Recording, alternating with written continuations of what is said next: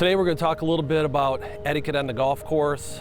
We're going to talk about divots, replacing your divots, ball marks on the greens, fixing your ball marks, cart traffic, where to drive your carts and where not to drive your carts. And we'll also talk a little bit about bunkers, how to rake them, where to leave the rakes. All these things are really important because with 25,000 plus rounds a year, that's a lot of wear and tear on the golf course. Our superintendent, Brian, does a great job, but he needs a little help from each and every one of the members to make sure the course stays in great shape on a daily basis. And there's nothing better than playing a golf course with no ball marks on the green and no divots in the fairway. It makes it look really great out there.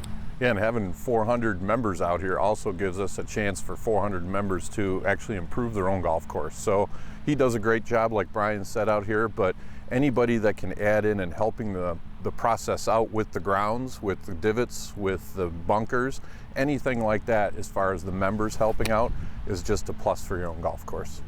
So we've had a lot of play this year, and we've had a lot of divots on the golf course, and what we're trying to do is get everybody to replace their divots this year. Very important to piece them in there just like how they came out. It's just like a puzzle piece, and we give it a gentle little step on there. But again, we've had so much play this year, 4,000 to 5,000 more rounds this year than what we normally do.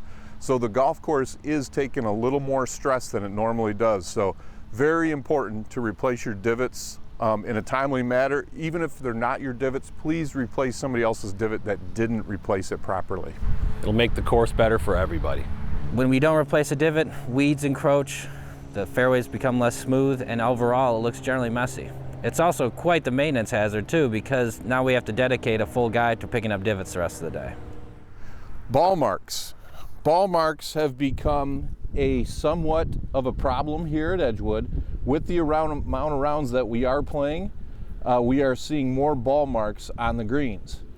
You fix your own and plus one other, these greens will be perfect. I've never seen these greens in the years that we've been here, and kudos to our superintendent.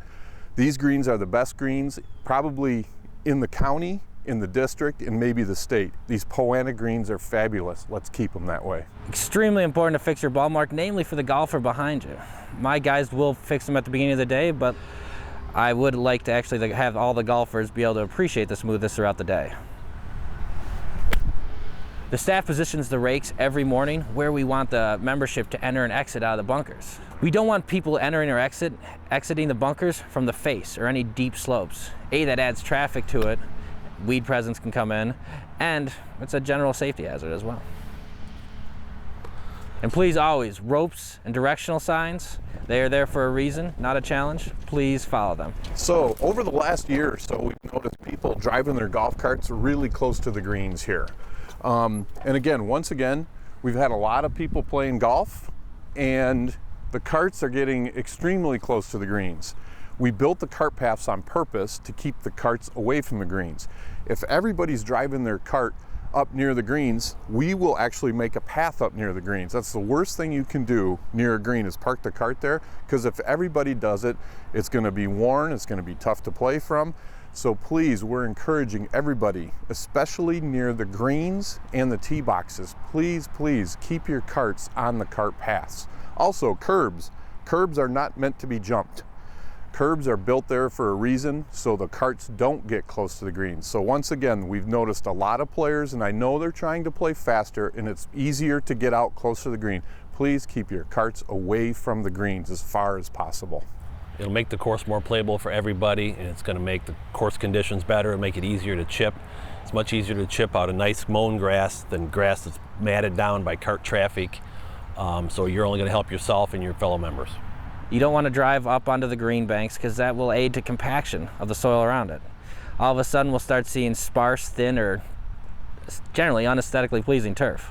Fall golf is one of the best times of year out here at Edgewood.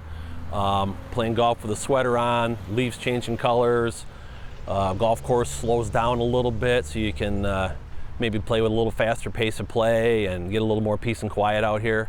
It's one of the favorite times of year for us at the club, and should be for you as a membership too. Golf course is always in great condition in the fall.